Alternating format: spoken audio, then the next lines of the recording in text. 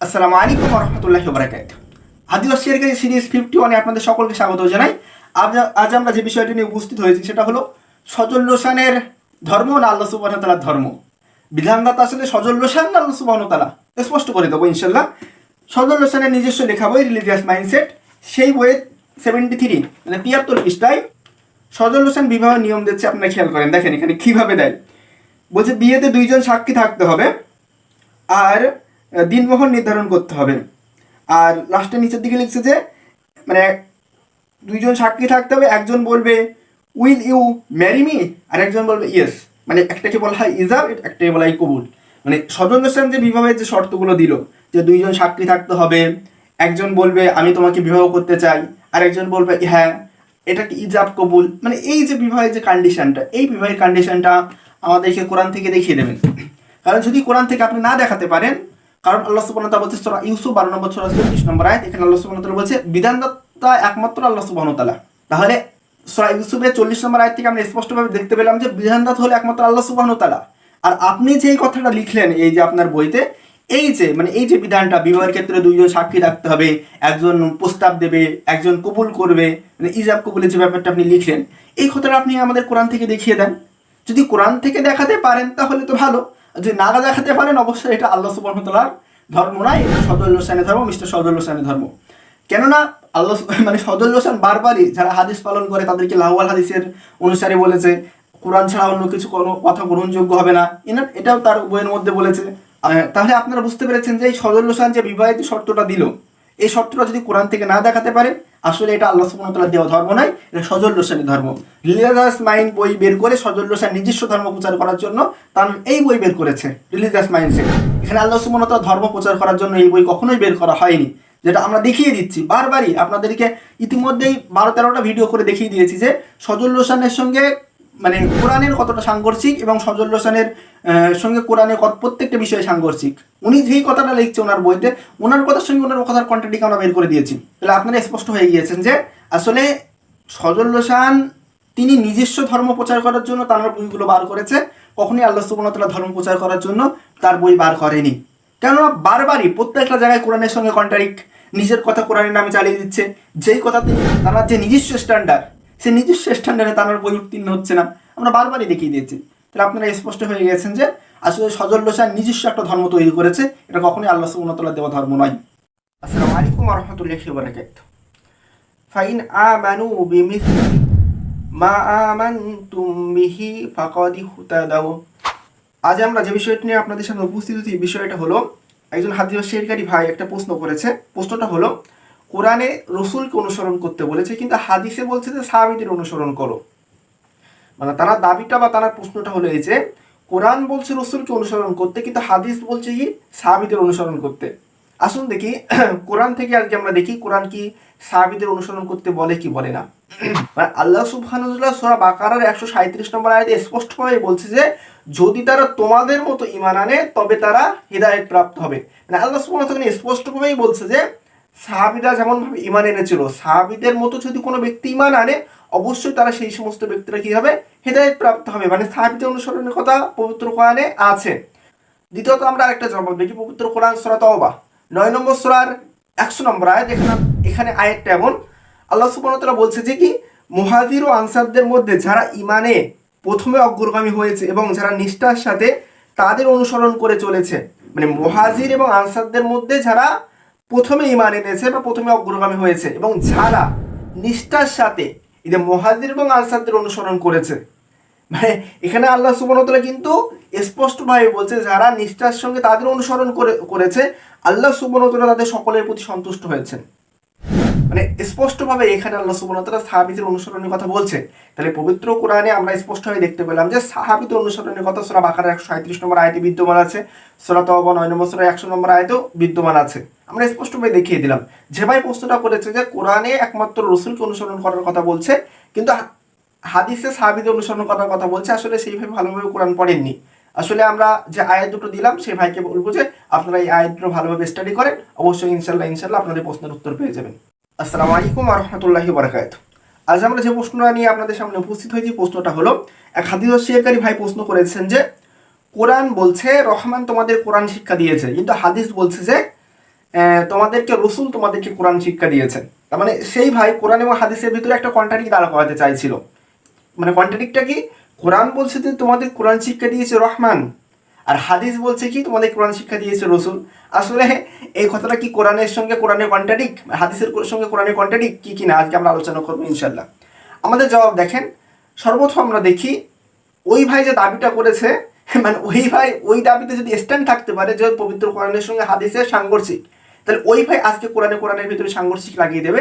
দেখেন আপনারা, আল্লাহ সুবহানাহু ওয়া তাআলা বলছে সূরা বাকারা 2 নম্বর সূরা 129 নম্বর আয়াত, সূরা বাকারা 2 নম্বর সূরা 151 নম্বর আয়াত, সূরা আল ইমরান 3 নম্বর সূরা 164 নম্বর আয়াত, সূরা জুমার 62 নম্বর সূরা 2 নম্বর আয়াত।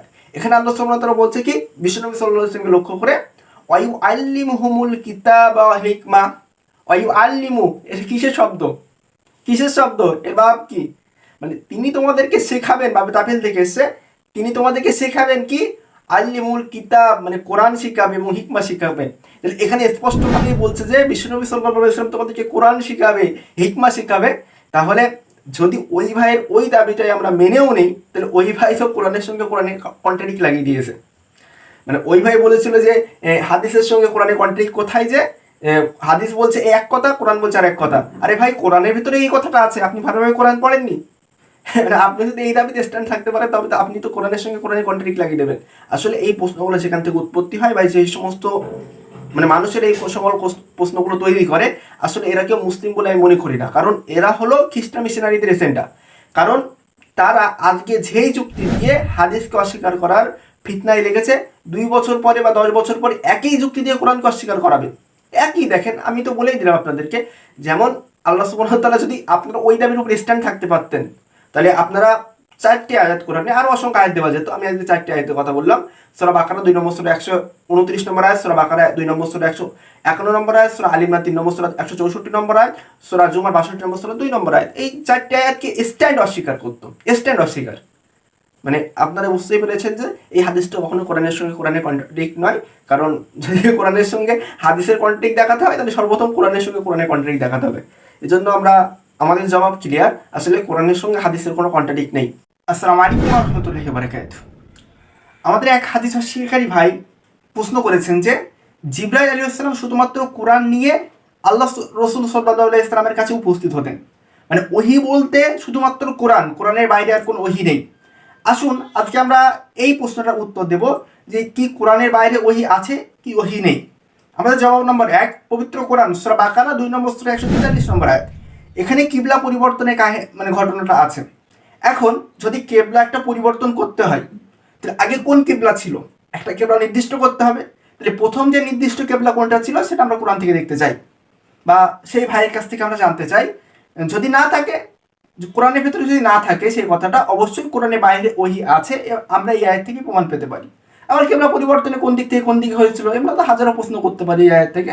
আপনাকে একটা শর্ট কোশ্চেন দিলাম যে পূর্বে কোন কিবলা ছিল, সেই কিবলাটা আমাদেরকে দেখাবেন। আমাদের 2 নম্বর জবাব, পবিত্র কোরআন সূরা তাহরিম 66 নম্বর সূরা 3 নম্বর আয়াত। এখানে আল্লাহ সুবহানাহু ওয়া তাআলা স্পষ্টভাবেই বলছে যে আল্লাহ রাসূল সাল্লাল্লাহু আলাইহি ওয়াসাল্লামের কাছে একটা গোপন কথা প্রকাশ করে দিয়েছিল। সেই কথাটা কি ছিল? সেটা কি ওহী ছিল না? সেটা কি জিবরাইল আলাইহিস সালামের মাধ্যমে আসেননি? তাহলে জিবরাইল আলাইহিস সালাম যদি ওহী থাকে, জিবরাইল আলাইহিস সালামের মাধ্যমে এসে থাকে, তাহলে কোরআনের ভেতরে কই? দেখান আমাদেরকে কোরআনের ভেতরে কোথায়? জিবরাইল আলাইহিস সালাম তাহলে তো কোরআনের বাইরে ওহী নিয়ে এসেছেন। 3 নম্বর জবাব, পবিত্র কোরআন সূরা হাশর 59 নম্বর সূরা 5 নম্বর আয়াত। এখানে আল্লাহ সুবহানাহু ওয়া তাআলা স্পষ্টভাবে বলছে, খুব গুরুত্বপূর্ণ আয়াত, আল্লাহ রাসূল সাল্লাল্লাহু আলাইহি সাল্লাম যে গাছগুলো কেটেছিল, খেজুর গাছগুলো, যে গাছগুলো রেখে দিয়েছিল, সেই মানে হুকুমটা ছিল যে একটা বাগানের ভেতরে এই গাছগুলো রেখে দেবা, এই গাছগুলো কাটবা। আল্লাহ সুবহানাহু ওয়া তাআলা স্পষ্টভাবে হুকুম দিচ্ছে। তাহলে কোন গাছগুলো রেখে দেবে, কোন গাছগুলো কাটবে, এই হুকুমটা আল্লাহ সুবহানাহু ওয়া তাআলা বলছে আমি ওহীর মাধ্যমে জানিয়ে দিচ্ছি। কিন্তু এই কথাটা আমরা কোরআনে পাই না। কোরআনে শুধু এতটুকুই বলা আছে যে আল্লাহর নির্দেশে খেজুর গাছগুলো রাখা হয়েছিল বা কাটা হয়েছিল, কিন্তু কোন গাছগুলো রাখবে, কোন গাছগুলো কাটবে, এগুলো তো কোরআনের ভিতরে নেই। এগুলো অবশ্যই ওহী ছিল, যেহেতু আল্লাহ সুবহানাহু ওয়া তাআলা ডাইরেক্ট বলছে। এই জন্যই আমরা হাদিস শেয়ারকারী ভাইয়ের কাছে প্রশ্ন শুনে দিলাম কিছু। আমাদের এই প্রশ্নগুলোর উত্তর দিয়ে দেন যে আমরা এখান থেকে স্পষ্টভাবে এই 3টে আয়াত, আমরা এখন অসংখ্য দেখাতে পারি যে 3টে আয়াত স্পষ্টভাবে দেখা যাচ্ছে যে কোরআনের বাইরে ওহী আছে, যেটাকে আমরা হাদিস বলে মানি। এবং যদি কোনো ব্যক্তি হাদিসকে অস্বীকার করে, সেই ব্যক্তি ওহীকে অস্বীকার করে, ওহী অস্বীকারী কাফের। এবং কোনো ব্যক্তি মুসলিম থেকে ওহী অস্বীকারী হয়, সে ব্যক্তি মুরতাদ। আমরা স্পষ্ট দেখিয়ে দিলাম, যদি আপনি ওহী অস্বীকার করেন, কোরআনের বাইরে ওহী আছে এবং ওহীগুলোকে আমরা হাদিস বলে মানি, এবং যে ব্যক্তি ওহীকে অস্বীকার করবে সে ব্যক্তি অবশ্যই কাফের। আসসালামু আলাইকুম ওয়া রাহমাতুল্লাহি ওয়া বারাকাতুহু। এক হাদিস অস্বীকারী ভাই প্রশ্ন করেছেন যে বুখারী মুসলিমে আমল যাই হোক সে ব্যক্তি জান্নাতে যাবে। মানে তিনি একটা স্ট্যান্ড পয়েন্ট দাঁড় করাতে চাইলো যে কোরআন বলছে তোমাদেরকে ঈমান আনতে হবে, আমল করতে হবে, কিন্তু ইনি যে ভাইটা দাঁড় করাতে চাচ্ছেন যে বুখারী মুসলিমে আমল যাই হোক সে ব্যক্তি জান্নাতে যাবে। আসুন দেখি আজকে আমরা এই প্রশ্নটার উত্তর একটু পর্যালোচনা করি। আমরা এক বাক্যে উত্তর দিতে পারি, কিন্তু আমরা আজকে উত্তর একটু ভিন্নভাবে দেবো। ওই ভাই যে প্রশ্নটা করলো বুখারী মুসলিমে আমল যেটাই হোক না কেন সে ব্যক্তি জান্নাতে যাবে, তাহলে আমি তো ওই ভাইকে একই কোশ্চেন করতে পারি। পবিত্র কোরআন সূরা আল ইমরান 3 নম্বর সূরার 15 নম্বর আয়াত, সূরা আল ইমরান 3 নম্বর সূরার 198 নম্বর আয়াত, এখানে আল্লাহ সুবহানাহু ওয়া তাআলা স্পষ্টভাবে বলছে যারা আল্লাহর ভয় করে তাদের জন্য রয়েছে জান্নাত। আল্লাহর ভয় করে কি ঈমানের অংশ না আমলের অংশ ভাই? আল্লাহর ভয় করে ঈমানের অংশ না আমলের অংশ? তাহলে এখানে আল্লাহ সুবহানাহু ওয়া তাআলা স্পষ্টভাবে বলে দিল যে যারা আল্লাহর ভয় করে তাদের জন্য রয়েছে জান্নাত। তাহলে এটা তো ঈমানের অংশ, আমলের অংশ না। তাহলে এখানে আল্লাহ সুবহানাহু ওয়া তাআলা বলল যে ব্যক্তি ঈমান আনলেই জান্নাতে যাবে। আপনি কি উত্তর দেবেন বলেন? একজন ব্যক্তি ইসলাম গ্রহণ করলো, আমলের সুযোগ না পাওয়ার পরে সে ব্যক্তি মারা গেল, ওই ব্যক্তি জান্নাতে যাবে না জাহান্নামে যাবে? বলেন, ওই ব্যক্তি জান্নাত যাবে না জাহান্নামে যাবে? আর ওই ভাই যে কোশ্চেনটা করেছে, কোশ্চেনের ভেতরেই তো আমাদের উত্তর আছে। দেখেন, ওই ভাই বলেছিল যে যে ব্যক্তি আমল যাই করুক না কেন, মানে আমল কিছুটা করলেও আল্লাহ সুবহানাহু ওয়া তাআলা কি কোনো ব্যক্তির কি প্রতি জুলুম করেন না। আমরা পবিত্র কোরআন থেকে অসংখ্য জায়গা থেকে দেখতে পারি যে আল্লাহ সুবহানাহু ওয়া তাআলা কোনো ব্যক্তির উপরে জুলুম করেন না। যেমন সূরা আনাম 6 নম্বর সূরার 160 নম্বর আয়াত, এখানে আল্লাহ সুবহানাহু ওয়া তাআলা বলছে আল্লাহ সুবহানাহু ওয়া তাআলা কারোর উপরে জুলুম করেন না। তাহলে ওই ব্যক্তি যদি কোনো আমল করতো, ওই আমলগুলোকে আল্লাহ সুবহানাহু ওয়া তাআলা নষ্ট করে দেবেন? ওই আমলগুলো কোনো ব্যক্তি যদি অল্প কিছু আমল করেছে, ওই আমলগুলো কি সেই ব্যক্তির কোনো কাজে আসবে না? অবশ্যই আল্লাহ সুবহানাহু ওয়া তাআলা কারোর প্রতি জুলুম করেন না। ওই ব্যক্তি অল্প আমল করেছে, ওই ব্যক্তির আমলের যে সমস্ত আল্লাহ সুবহানাহু ওয়া তাআলার বিধানগুলো ছিল ওই বিধানগুলো লঙ্ঘন করার জন্য শাস্তি পাবে। শাস্তি পাওয়ার পরে ওই ব্যক্তি একদিন না একদিন জান্নাতে যাবে, কারণ ওই ব্যক্তি ঈমান এনেছে প্লাস অল্প কিছু আমল করেছে। এখানে স্ট্যান্ডে দাবি কি দেওয়ার? তাহলে আমরা স্পষ্ট করে দিলাম যে ওই ভাইয়ের যে প্রশ্নটাই আনভ্যালিড প্রশ্ন, কারণ কোরআনের সঙ্গে সাংঘর্ষিক লেগে যাচ্ছে বারবারই।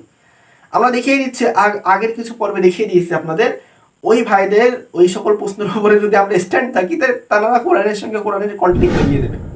মানে স্পষ্টভাবে সূরা আল ইমরান 3 নম্বর সূরা 15 নম্বর আয়াত, সূরা আল ইমরান 3 নম্বর সূরা 198 নম্বর আয়াতের আপনারা জবাব কি দেবেন? আসুন দেখি, আপনারা জবাব দিয়ে যান, আমরা পরবর্তীতে আরো ভিডিও লম্বা করে দেবো ইনশাল্লাহ। আজ এই পর্যন্ত। মানে আপনারা বুঝতেই পেরেছেন যে ওই ভাই যে প্রশ্নটা করেছিল আসলে এই প্রশ্নটা কোনো মুসলিমদের দ্বারা করা সম্ভব না, কারণ যারা একটু কোরআন বেশি পরিমাণে স্টাডি করে সেই সমস্ত ব্যক্তিরাই করবে। আর কারণ তানারা 10 বছর পরে কি একই যুক্তিতে হাদিসকে যেমন অস্বীকার করেছে একই যুক্তিতে কোরআনকে অস্বীকার করবে, খ্রিস্টান মিশনারিদের দাওয়াত দেবে আসুন আমাদের খ্রিস্টান মিশনারিতে। মানে তাদের দাবি হলো খ্রিস্টান মিশনারিদের এদের বাস্তবায়ন করা, তাছাড়া আর কিছুই নাই। যে আজ এই পর্যন্তই, দেখা হবে পরে কোনো ভিডিওতে। আসসালামু আলাইকুম ওয়া রাহমাতুল্লাহি ওয়া বারাকাতুহু। আসসালামু আলাইকুম ওয়া রাহমাতুল্লাহি ওয়া বারাকাতুহু। আলহামদুলিল্লাহ, আজ আমরা একটা হাদিস অস্বীকারী একজন ভাইয়ের একটা প্রশ্নের উত্তর দেব। তিনি বলেছেন যে কোরআনে শিরিক করলে সেই গুনাহের ক্ষমা নেই, মানে শিরিককারীর ক্ষমা নেই। আর হাদিস বলছে যে না, শিরিক করলে সেই শিরিককারীর বা শিরিকের গুনাহের ক্ষমা আছে। মানে তিনি কোরআনের সঙ্গে হাদিসের একটা কন্ট্রাডিক্ট দাঁড় করাতে চাইছিল কি, মানে কোরআন বলছে শিরিক করলে শিরিকের গুনার ক্ষমা নেই, হাদিস বলছে শিরিক করলে শিরিকের গুনার ক্ষমা আছে। আসুন দেখি আজকে আমরা কোরআন থেকে দেখবো যে শিরিকের গুনাহ আল্লাহ সুবহানাহু ওয়া তাআলা ক্ষমা করবেন কি করবেন না। সর্বপ্রথম ওই ভাইকে আমরা একটা শর্ট কোশ্চেন দেই। কোনো ব্যক্তি যদি অমুসলিম তথা হিন্দু হোক, পৈতলিক হোক, ইহুদি হোক, খ্রিস্টান হোক, সাবি হোক, মানে যেই হোক না কেন, সে যদি ইসলাম গ্রহণ করে তার গুনাহ কি আল্লাহ সুবহানাহু ওয়া তাআলা ক্ষমা করবেন কি করবেন না? তার গুনাহ আল্লাহ সুবহানাহু ওয়া তাআলা ক্ষমা করবেন কি করবেন না? আপনি বলেন, আপনারা কেন মানে আমাদের কাছে ইসলামের দাওয়াত নিয়ে আসেন? আপনারা শুধু কেন বলেন আমরা তো আপনাদের দাবি অনুযায়ী তা আমরা তো শিরিক করি। আপনারা তো বারবার বলেন লাহুল হাদিসের অনুসারে যেসব শিরিক, তো আমাদের কেন দাওয়াত দেন? আমাদের কেন দাওয়াত দেন বলেন, আমাদের কেন দাওয়াত দেন? মানে আপনারা যেই যুক্তি থেকে মানে যেই দাবি দাঁড় করিয়েছেন হাদিসের বিরুদ্ধে, ওই দাবি দিয়ে আপনি কোরআনের অসংখ্য আয়াতকে অস্বীকার করবেন ইনশাল্লাহ আমরা দেখাবো। তাহলে সর্বপ্রথম আপনাদের যে দাবিগুলো ভুল সেটা আমরা দেখালাম যে আপনারা কেন আমাদের কাছে ইসলামের দাওয়াত নিয়ে আসেন, আপনারা কেন হিন্দু মুসলিম খ্রিস্টান পৈতৃকদের কাছে ইসলামের দাওয়াত দেন, শুধু কেন কোরআন আঁকড়ে ধরার কথা বলেন? তারা তো শিরিক করে, আল্লাহ সুবহানাহু ওয়া তাআলা তাদের ক্ষমা করবেন না। বলেন কেন যান?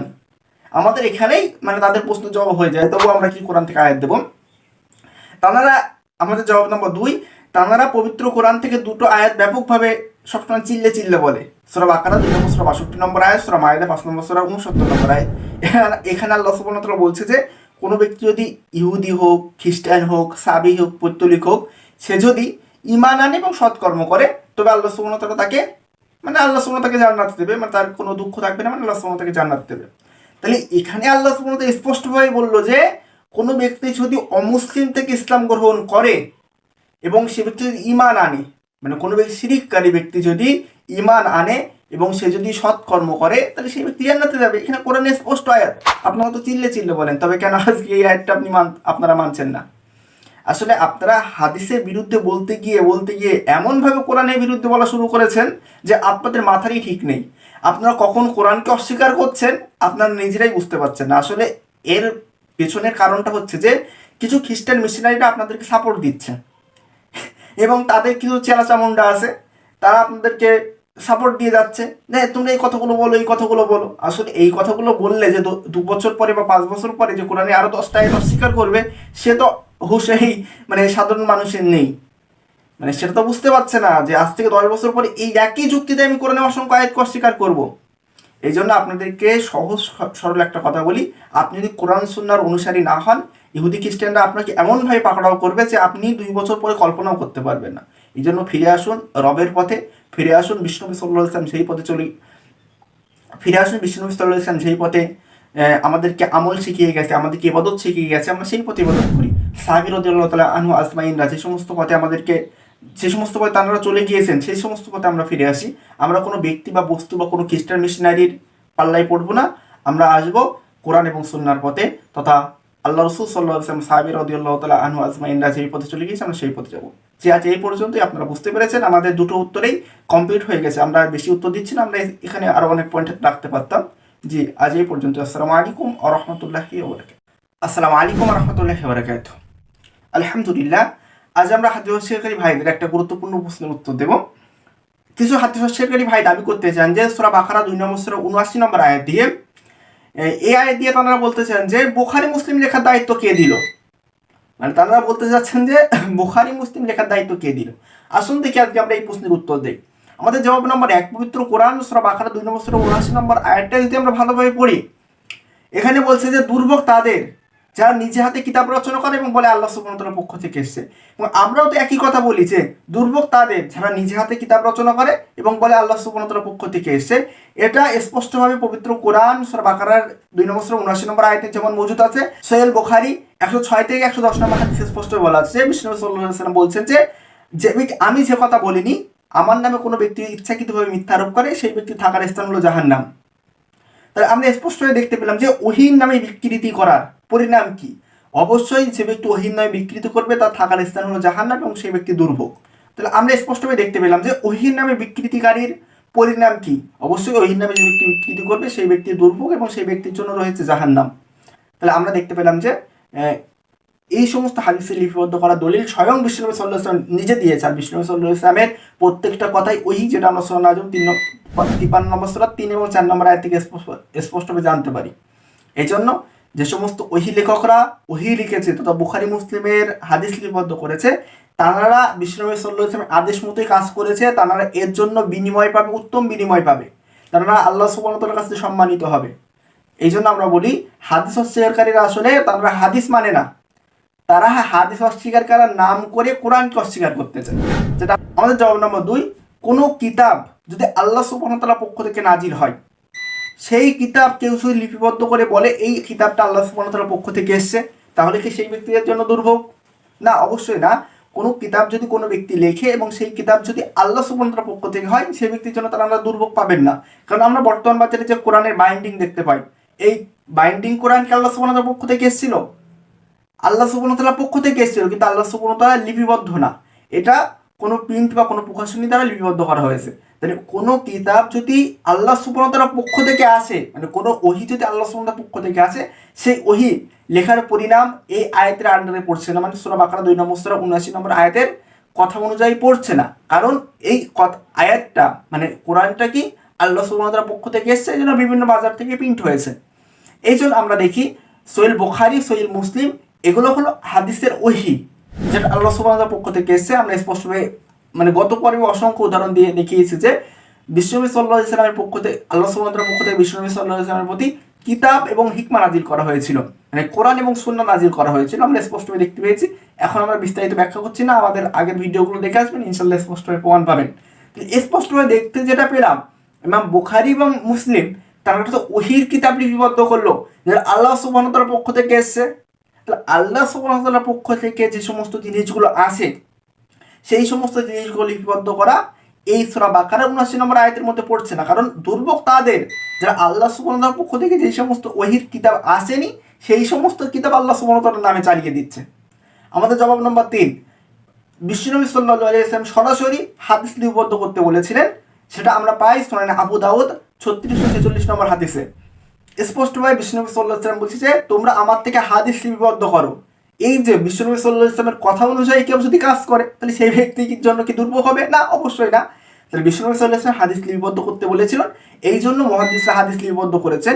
এই জন্য বিশ্বনবী যারা হাদিস লিপিবদ্ধ করেছেন তথা সমগ্র হাদিসের কিতাব যারা লিপিবদ্ধ করেছেন, তাদের কোনো দুঃখ নেই, তারা এই আয়াতের আন্ডারে পড়ছে না। আমাদের জবাব নাম্বার ৪, আপনারা দেখান কোরআন লিপিবদ্ধ করার দলিল কোথায় আছে। কোরআন লিপিবদ্ধ করার দলিল কোথায় আছে সেটা আমাদেরকে দেখাবেন। কারণ কোরআন লিপিবদ্ধ করার দলিল যদি আমাদেরকে না দেখাতে পারেন, তাহলে বর্তমান বাজারে যে কোরআনটা দেখতে পাচ্ছেন, এই কোরআনটা কোত্থেকে পেলেন? এই কোরআনটা কোত্থেকে পেলেন? এই কোরআন তো আল্লাহ সুবহানাহু ওয়া তাআলা নাজিল করেনি, এমনভাবে লেখা কোরআন। কারণ আল্লাহ সুবহানাহু ওয়া তাআলা সূরা আনামে ৬ নম্বর সূরা ৭ নম্বর আয়াতে বলছে যে আমি কোনো কাগজে লিপিবদ্ধ কোরআন পাঠাইনি। তাহলে আপনারা এই কাগজে লিপিবদ্ধ কোরআন কোথা থেকে পেলেন সেটা আমাদেরকে দেখান। আপনাদের এই লেখার অনুমতি দিল কে, সেটা একটু দেখাবেন। যে আপনারা স্পষ্টই বুঝতে পেরেছেন যে আল্লাহ সুবহানাহু ওয়া তাআলার পক্ষ থেকে যে সমস্ত ওহীগুলো এসেছিল সেটা বিশ্বনবী সাল্লাল্লাহু আলাইহি ওয়াসাল্লাম লিখতে বলেছেন, যেটা আমরা হাদিস থেকে দেখতে পাই। কিন্তু হাদিস অস্বীকারীরা কোত্থেকে দেখাবে? হাদিস অস্বীকারীরা কোত্থেকে দেখাবে? দেখাক, আপনারা দেখান। মানে আপনারা দেখান যে হাদিস অস্বীকারী যত ভাই আছে সকলকে চ্যালেঞ্জ করলাম, আপনারা দেখান যে আপনারা বর্তমান বাজারে যে কাগজের লিপিবদ্ধ কোরআন পান, এইটা লেখার দায়িত্ব আপনাদের কে দিল? এটা বাজার থেকে প্রিন্ট করার দায়িত্ব আপনাদের কে দিল? আপনারা হাদিস, আমরা হাদিস মানি, যেটা বিশ্বনবী সাল্লাল্লাহু আলাইহি ওয়াসাল্লাম সরাসরি আমাদেরকে ব্যাখ্যা দিয়ে গেছেন, যে বিশ্বনবী সাল্লাল্লাহু আলাইহি ওয়াসাল্লাম বলে গিয়েছেন যে তোমরা হাদিস লিপিবদ্ধ করো। এবং আমরা দেখতে পাই যে সাহাবী রাদিয়াল্লাহু তাআলা আনহুরা হাদিস লিপিবদ্ধ করেছেন, সেটা সহিহ বুখারী ১১৩ নম্বর হাদিসে স্পষ্টভাবে মওজুদ আছে। আব্দুল্লাহ ইবনে আমর রাদিয়াল্লাহু তাআলা আনহু হাদিস লিপিবদ্ধ করেছেন। এই জন্য আমরা স্পষ্ট দেখতে পাই বিশ্বনবী সাল্লাল্লাহু আলাইহি ওয়াসাল্লাম হাদিস লিপিবদ্ধ করার নির্দেশ দিয়েছেন। আব্দুল্লাহ ইবনে আমর রাদিয়াল্লাহু তাআলা আনহু হাদিস লিপিবদ্ধ করেছেন। আসসালামু আলাইকুম ওয়া রাহমাতুল্লাহি ওয়া বারাকাতুহু। অরাত্তিলিল কুরআনা তারতিলা। আজ আমরা আপনাদের সামনে হাদিস শেয়ারকারী ভাইদের একটা প্রশ্নের উত্তর নিয়ে উপস্থিত হয়েছি। হাদিস শেয়ারকারী ভাই প্রশ্ন করেছেন যে কোরআন বলছে যে কোরআন ধীরে ধীরে পড়তে, মানে কোরআনে, ওনার প্রশ্নটা খেয়াল করেন, কোরআন বলছে যে কোরআন ধীরে ধীরে পড়তে, কিন্তু হাদিস বলছে যে সুরালা কণ্ঠে পড়তে, মানে সুর দিয়ে পড়তে বা সুমধুর সুরে পড়তে, এমন কোনো কথা বলছে উনি।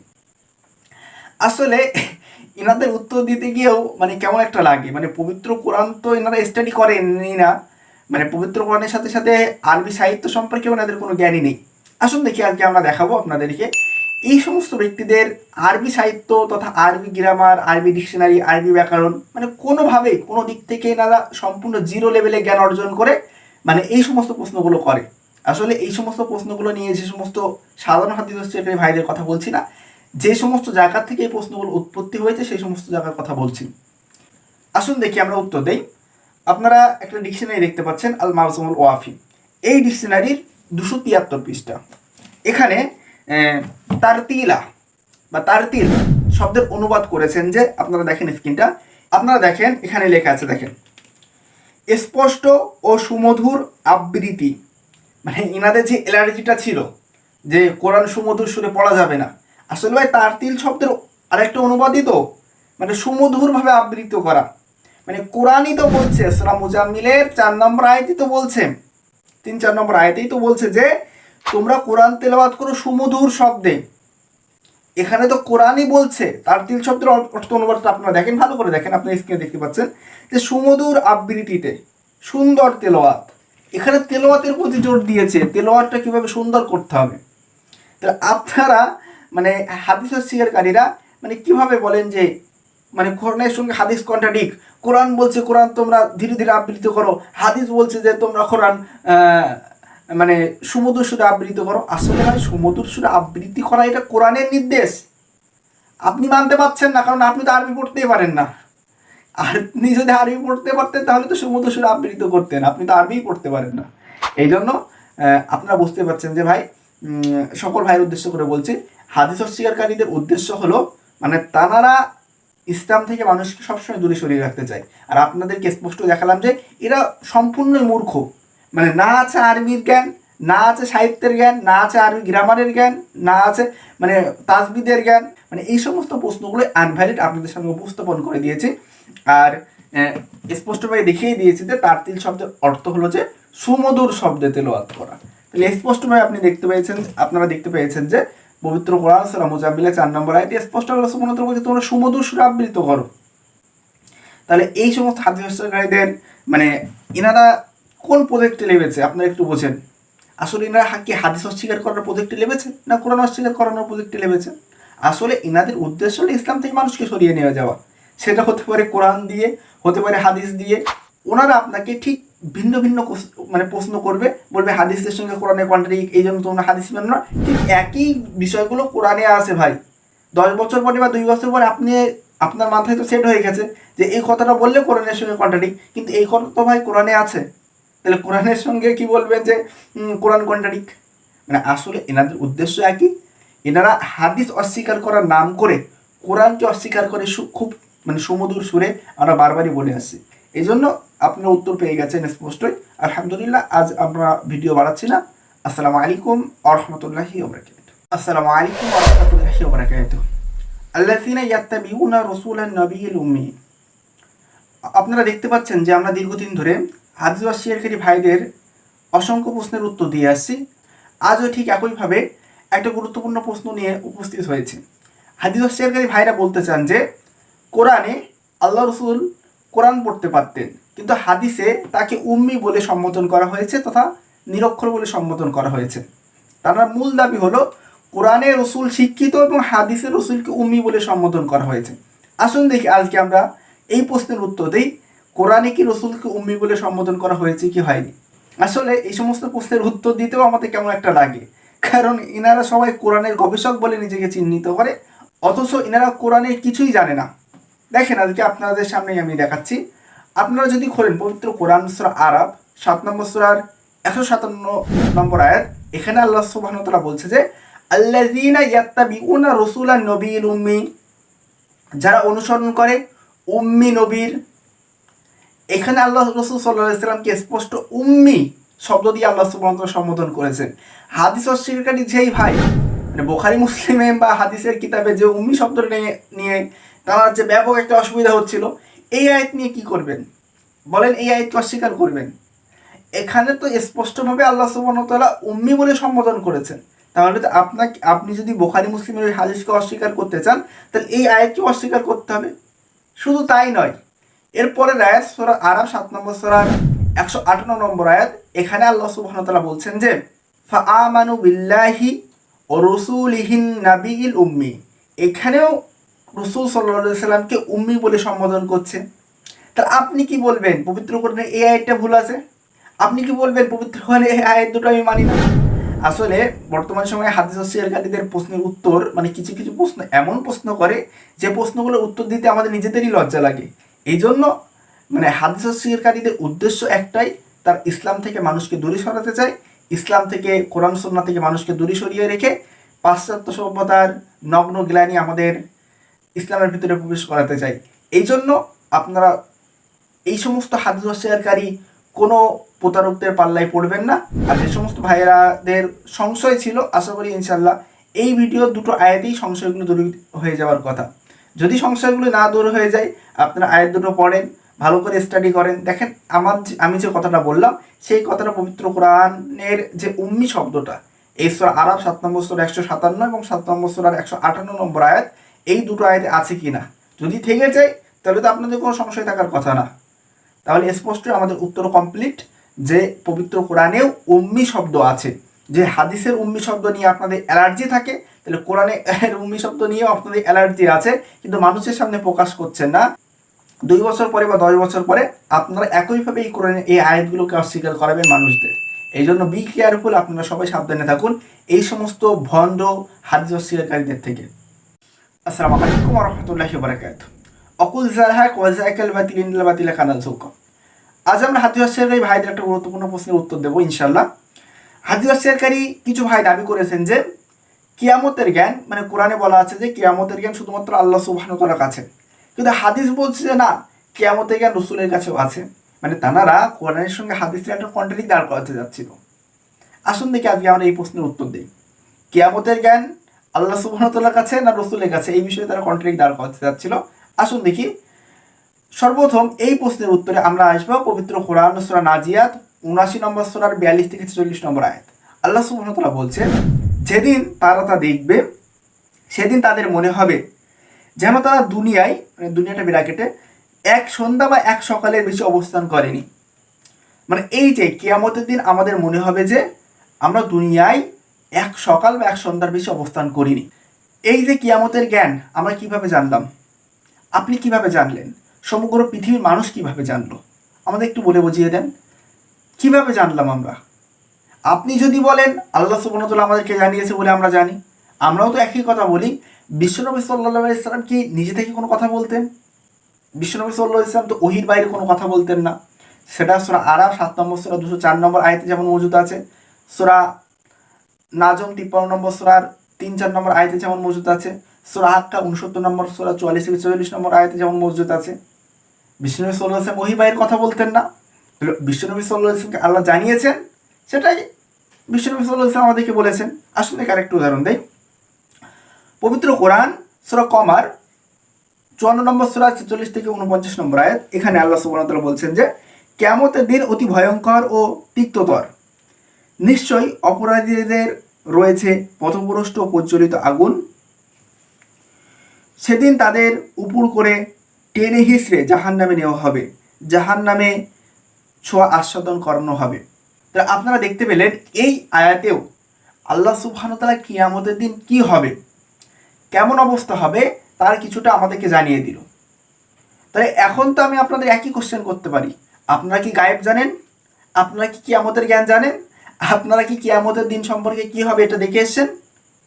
আপনারা কি গায়েবের ক্ষমতা জানেন বলে এই কথাগুলো জানতে পেরেছেন? না, এগুলো আল্লাহ সুবহানাহু ওয়া তাআলা আপনাদেরকে জানিয়েছে, আল্লাহ সুবহানাহু ওয়া তাআলা আমাদেরকে জানিয়েছে, এই জন্য আমরা জানতে পারছি। ঠিক একইভাবে কিয়ামতের কিছু কথা বিশ্বনবী সাল্লাল্লাহু আলাইহি ওয়াসাল্লামকে জানিয়েছিলেন আল্লাহ সুবহানাহু ওয়া তাআলা, এই জন্য বিশ্বনবী সাল্লাল্লাহু আলাইহি ওয়াসাল্লাম জানে। আপনাদের তো বারবার চ্যালেঞ্জ করা হচ্ছে কোরআনের বাইরে ওহী আছে কিনা, এই বিষয়টা নিয়ে আলোচনায় বসেন, সাহস থাকলে আসেন আমাদের সঙ্গে আলোচনায়। কোরআনের বাইরে ওহী আছে, এটা আমাদের দাবি এবং এটা আমরা প্রমাণ করতে পারবো আলহামদুলিল্লাহ। আপনারা আসেন আলোচনায়, আপনারা পিছিয়ে থাকছেন কেন? কোরআনের বাইরে ওহী, মানে ওহী কোরআনের ভিতরে সীমাবদ্ধ, এটা আপনাদেরকে দেখান। আমরা বারবারই দেখাচ্ছি যে ওহী কোরআনের ভিতরে সীমাবদ্ধ নয়। আমরা অসংখ্য আয়াত দিয়েছি, আপনারা যদি পূর্বের সিরিজগুলো দেখতে আসেন আপনারা স্পষ্ট হয়ে যাবেন। এই জন্য আমরা স্পষ্ট হয়ে দেখিয়ে দিলাম যে তাদের যে দাবি ছিল যে রসুল গায়েব জানতো বা রসুলের কাছে কিয়ামতের জ্ঞান আছে, তা এই দাবিটাই সম্পূর্ণ ভুল। কারণ রসুল ততটুকুই জানেন যতটুকু আল্লাহ সুবহানাহু ওয়া তাআলা তাকে জানান। এই কথা মনে রাখবেন যে রসুল সাল্লাল্লাহু আলাইহি ওয়াসাল্লাম ততটুকু জানেন যতটুকু আল্লাহ সুবহানাহু ওয়া তাআলা রসুল সাল্লাল্লাহু আলাইহি ওয়াসাল্লামকে জানান। সেটা পবিত্র কোরআনে অসংখ্য আয়াত থেকে আমরা স্পষ্ট দেখিয়ে দিয়েছি। এই জন্য রসুল সাল্লাল্লাহু আলাইহি ওয়াসাল্লামের সঙ্গে, মানে হাদিসের সঙ্গে কোরআনে কন্ট্রাডিক্ট করা, এটা সাধারণ কোনো, মানে বিবেকবান কোনো মানুষের কাজ না। যাদের বিবেকহীন মস্তিষ্ক নেই তারা এই সমস্ত কাজগুলো করতে পারে। কারণ তাহলে তো আমিও তো আপনাকে একই কোশ্চেনগুলো করতে পারতাম যে আপনি এগুলো কিভাবে জানলেন? আপনি কি গায়েব জানেন? না, আপনি তো গায়েব জানেন না। আপনি যেমনভাবে জানলেন যে আল্লাহ সুবহানাহু ওয়া তাআলা বিশ্বনবী সাল্লাল্লাহু আলাইহি ওয়াসাল্লামের মাধ্যমে যে কিতাব পাঠিয়েছিল, যে ওহীর কিতাব পাঠিয়েছিল, সেই কোরআনের মাধ্যমে জেনেছেন। ঠিক বিশ্বনবী সাল্লাল্লাহু আলাইহি ওয়াসাল্লামকেও আল্লাহ সুবহানাহু ওয়া তাআলা ওহীর মাধ্যমে কিয়ামতের ঘটনাগুলো জানিয়েছেন। এই জন্য বিশ্বনবী সাল্লাল্লাহু আলাইহি ওয়াসাল্লাম জানেন। বিশ্বনবী সাল্লাল্লাহু আলাইহি ওয়াসাল্লাম বারবারই বলছে ততটুকুই বলেন যতটুকু আল্লাহ সুবহানাহু ওয়া তাআলা বিশ্বনবী সাল্লাল্লাহু আলাইহি ওয়াসাল্লামকে বলেন। এই জন্য আমাদের দাবি স্পষ্ট যে এই সমস্ত প্রশ্নগুলো যে সমস্ত ব্যক্তিরা করে তারা নির্বোধ এবং তাদের মস্তিষ্কে সমস্যা আছে। এই জন্য তারা এই সমস্ত প্রশ্নগুলো করতে চায়। এই একই প্রশ্ন দিয়ে যখন তাদেরকে ধরা হবে তারা পালিয়ে কুল পাবে না। যে আজ এই পর্যন্ত, দেখা হয় পরে কোনো ভিডিওতে। আসসালামু আলাইকুম ওয়া রাহমাতুল্লাহি ওয়া বারাকাতুহু। অকুল সালহাক ওয়াজাকাল বাতিল ইন্নাল বাতিলা কানা যাহুকা। কিছু হাদিস শিকারী ভাইয়ের মুখে একটা কথা রহরহ শোনা যায়। তারা বলতে চায় যে শুধু অনুবাদই হলো কোরআন বোঝার জন্য মূল হাতিয়ার। মানে তারা বলতে চায় কি শুধুমাত্র কোরআন বোঝার জন্য অনুবাদই যথেষ্ট, আর কিছু দরকার নেই। আসুন দেখি আজকে তাদের এই দাবিটা আজকে আমরা একটু পর্যালোচনা করি যে শুধুমাত্র অনুবাদই কি কোরআন বোঝার জন্য মূল হাতিয়ার বা মূল অস্ত্র? অবশ্যই না, আমরা দেখাবো আজকে। 1 নম্বর পয়েন্ট এবং আমাদের প্রশ্ন, আমরা দেখতে পাই পবিত্র কোরআন সূরা বাকারা 2 নম্বর সূরার 111 নম্বর আয়াত, সূরা জুমার 62 নম্বর সূরা 2 নম্বর আয়াত, সূরা আল ইমরান 3 নম্বর সূরা 64 নম্বর আয়াত। এখানে আল্লাহ সুবহানাহু ওয়া তাআলা আল্লাহ রাসূল সাল্লাল্লাহু আলাইহি ওয়াসাল্লামকে প্রেরণ করেছিলেন কিসের জন্য? কিতাব শিক্ষা দেওয়ার জন্য, হিকমত শিক্ষা দেওয়ার জন্য, কিতাবের তালিম দেওয়ার জন্য। তাহলে আমরা স্পষ্টভাবে দেখতে পাই সূরা ইব্রাহিম 14 নম্বর সূরা 2 নম্বর আয়াত, পবিত্র কোরআন নাজিল হয়েছিল আরবি ভাষায়।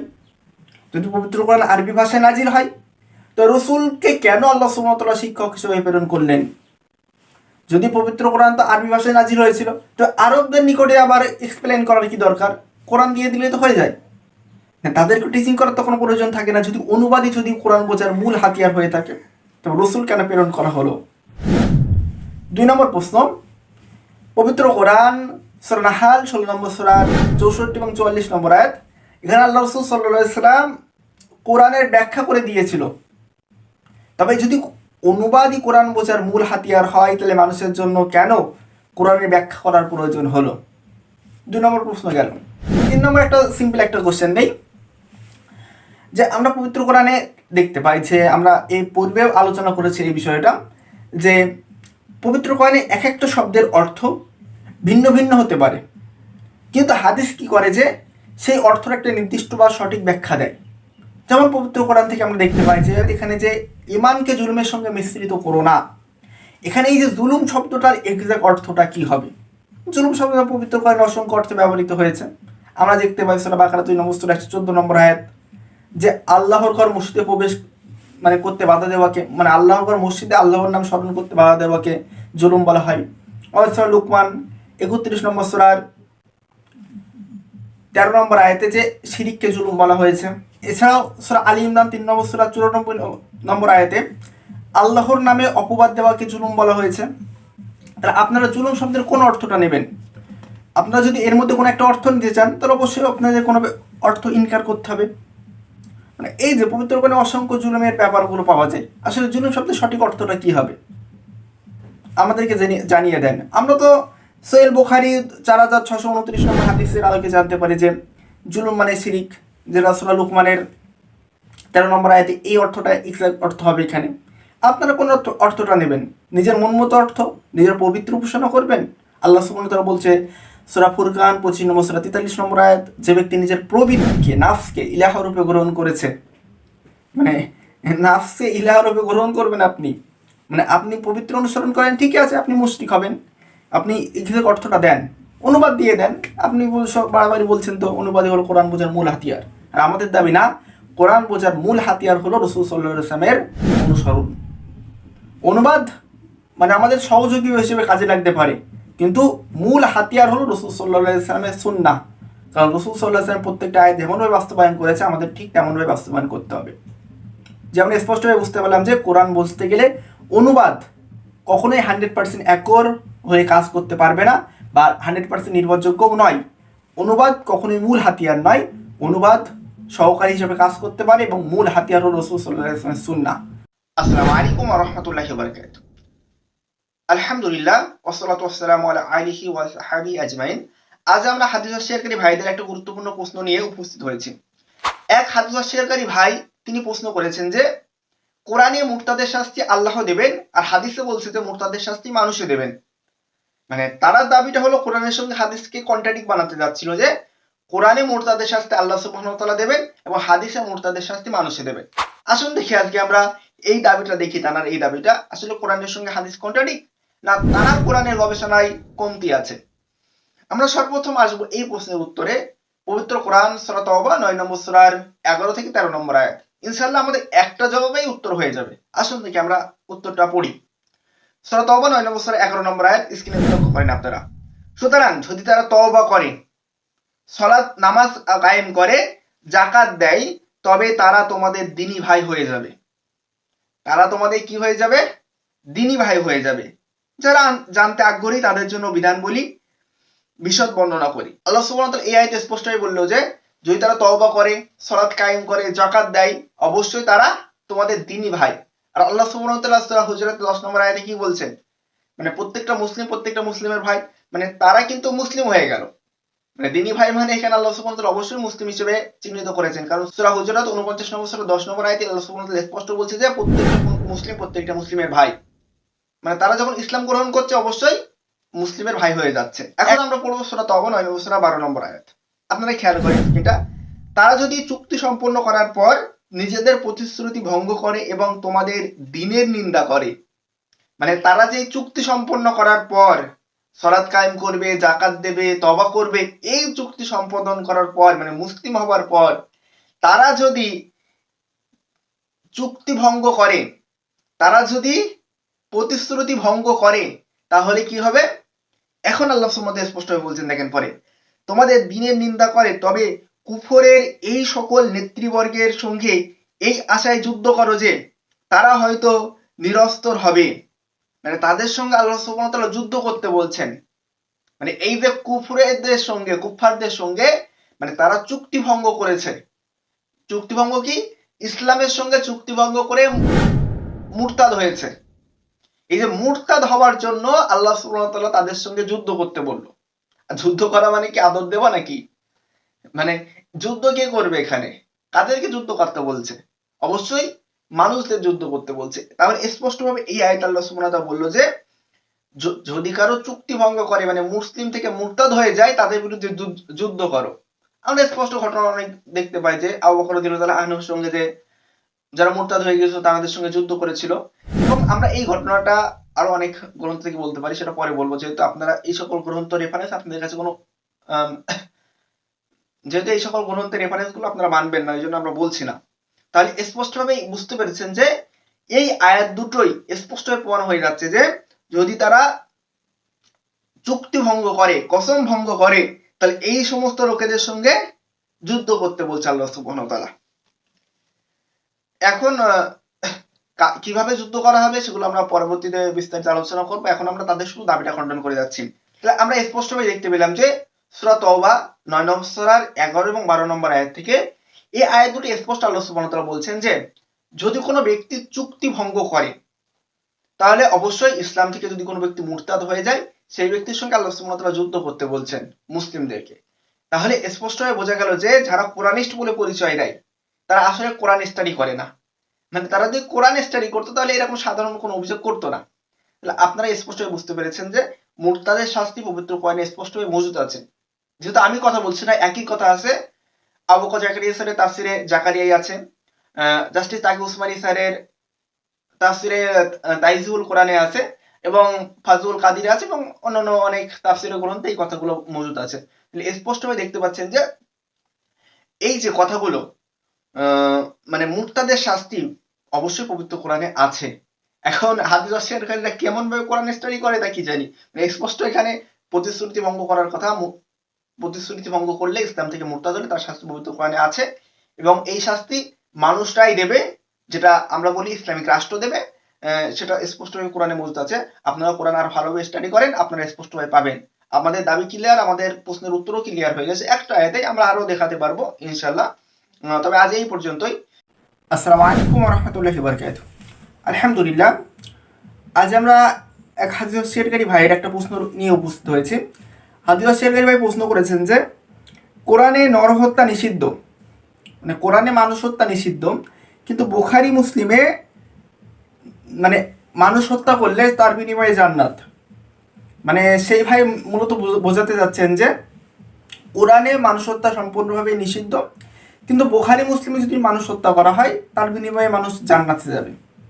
মানে তিনি কোন ঘটনাটার প্রতি ইঙ্গিত করেছে, যে বনী ইসরায়েলের যে ঘটনাটা, একজন ব্যক্তি 100 জন মানুষকে হত্যা করলো এবং সেই ব্যক্তিকে জান্নাতের প্রতিশ্রুতি দেওয়া হলো, মানে সেই ব্যক্তি যে তওবা করতে যাচ্ছিল। আসুন দেখি আজকে আমরা এই ভাইয়ের এই অভিযোগটা আজকে আমরা একটু দেখি। প্রথমত ভাই, আমরা এই প্রশ্নটা হাদিসটা আগে আসে যে সহিহ বুখারীতে হাদিসটা আছে, মুসলিম হাদিসটা আছে। এখানে বলা আছে যে যে ব্যক্তি বনী ইসরাইল একজন ব্যক্তি, সে ব্যক্তি 100 জন মানুষ হত্যা করেছিল, মানে কাহিনীটা শর্ট করে বলছি, এবং সে ব্যক্তি তওবা করার জন্য যাচ্ছিল, মানে নিজে তওবা করার জন্য যাচ্ছিল যে কোথায় গেলে আমার জীবনের সমস্ত গুনাহ আমি মাফ করতে পারবো এবং আল্লাহর কাছে জান্নাতে যেতে পারবো, মানে তিনি এই আশায় যাচ্ছিল। হঠাৎ সেই ব্যক্তির মৃত্যু ঘটে। আসুন দেখি এই পরিপ্রেক্ষিতে আমরা কিছু পবিত্র কোরআনের আয়াত উল্লেখ করি। সর্বপ্রথম আমরা দেখবো সূরা মাইদা 5 নম্বর সূরা 40 নম্বর আয়াত। আল্লাহ সুবহানাহু ওয়া তাআলা কোনো ব্যক্তিকে, মানে যাকে ইচ্ছা তিনি তাকে ক্ষমা করেন, মানে আল্লাহ সুবহানাহু ওয়া তাআলা যাকে ইচ্ছা তিনি তাকে ক্ষমা করেন।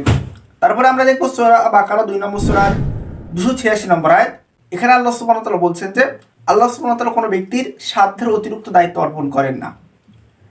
লা ইউকাল্লিফুল্লাহু নাফসান ইল্লা উসআহা, আল্লাহ সুবহানাহু ওয়া তাআলা কোনো ব্যক্তির সাধ্যের অতিরিক্ত দায়িত্ব অর্পণ করেন না। এখন আমরা দেখব পবিত্র কোরআন সূরা ইউসুফ 12 নম্বর সূরা 87 নম্বর আয়াত। এখানে আল্লাহ সুবহানাহু ওয়া তাআলা বলছেন যে কাফের ব্যক্তি ছাড়া, একমাত্র কাফের ব্যক্তি ছাড়া আল্লাহর রহমত থেকে কোনো ব্যক্তি নিরাশ হয় না। তাহলে আমরা এখান থেকে এই আয়াতে স্পষ্ট যে যদি কোনো ব্যক্তি যদি কাফের বা না হয় তাহলে সেই ব্যক্তি আল্লাহ সুবহানাহু ওয়া তাআলার রহমত থেকে নিরাশ হয় না। তারপরে আমরা দেখব যে পবিত্র কোরআন সূরা আনকাবুত 29 নম্বর সূরার 69 নম্বর আয়াত। এখানে আল্লাহ সুবহানাহু ওয়া তাআলা বলছে যে যদি কোনো ব্যক্তি মানে আল্লাহর রাস্তায়, মানে আমার রাস্তায় সর্বাত্মক প্রচেষ্টা চালায়, অবশ্যই আল্লাহ সুবহানাহু ওয়া তাআলা সেই ব্যক্তিকে আল্লাহর পথে চালিত করবেন।